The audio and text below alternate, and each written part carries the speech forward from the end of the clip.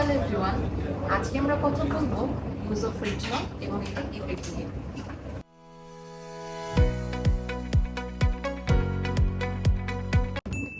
আমরা সবাই কম বেশি একই নিয়ে প্রবলেম ফেস করে থাকি। বয়স বাড়ার সাথে সাথে সান এক্সপোজার এবং এজ প্রসেসের কারণে আমাদের ফেসে ফাইন লাইনস এবং রিঙ্কেলস দেখা যায়। এই দুটি প্রবলেমের সলিউশন হতে পারে রেটিনল বা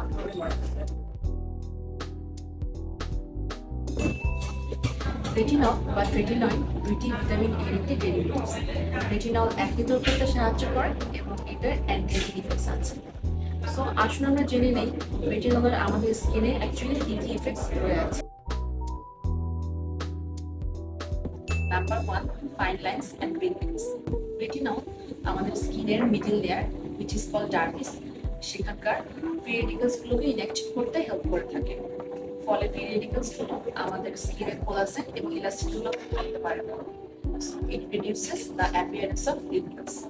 নাম্বার 2, অ্যাক্নে।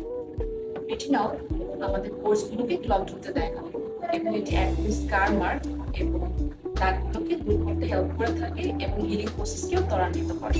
Number 3, hyperpigmentation. রেটিনল আমাদের স্কিনে মেলানিন গ্র্যানুলসগুলো ইভেন ডিস্ট্রিবিউশন হেল্প করে থাকে। ফলে আমাদের স্কিনে হাইপারপিগমেন্টেশন প্যাচগুলো ফর্ম হতে পারে না।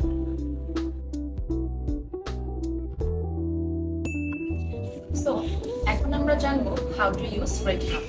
আমাদেরকে জানতে হবে আমরা কিভাবে রেটিনল ইউজ করতে পারি এবং কি আমাদের করা উচিত না। Number 1, start using retinol with a low concentration. এটার মানে হচ্ছে আমরা প্রথমে সপ্তাহে মাত্র একদিন রেটিনল ইউজ করব।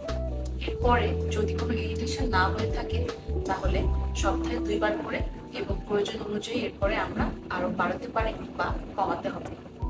নাম্বার 2, রেটিনল ইউজ করার পূর্বে অবশ্যই আমাদের ফেসের সেনসিটিভ এরিয়াগুলোকে কভার আপ করে নিতে হবে, যেমন মুখের 2 পাশ, নোজের 2 সাইড এবং চোখের চারপাশে আমাদেরকে ময়শ্চারাইজার অ্যাপ্লাই করে নিতে হবে। And there is a technique called sandwich method. এটির মানে হচ্ছে আমরা স্যান্ডউইচের মতো 3টি লেয়ারে রেটিনল এবং ময়শ্চারাইজার ইউজ করব।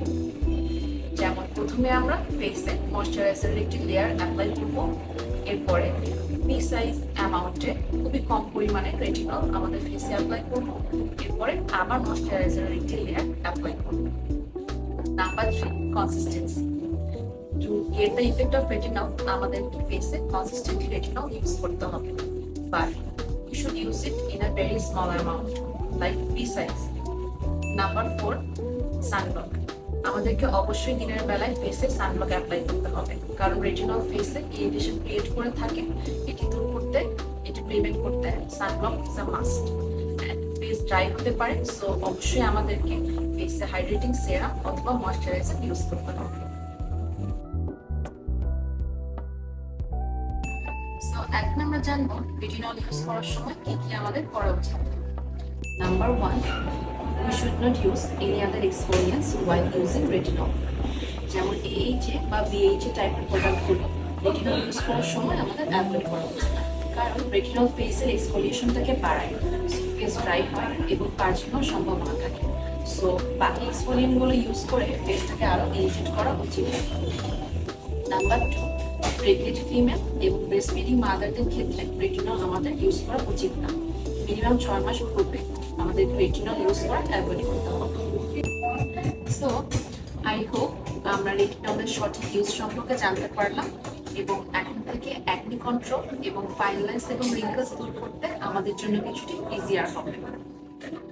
So just be patient, use retinol properly, don't overuse, and let's get more beautiful.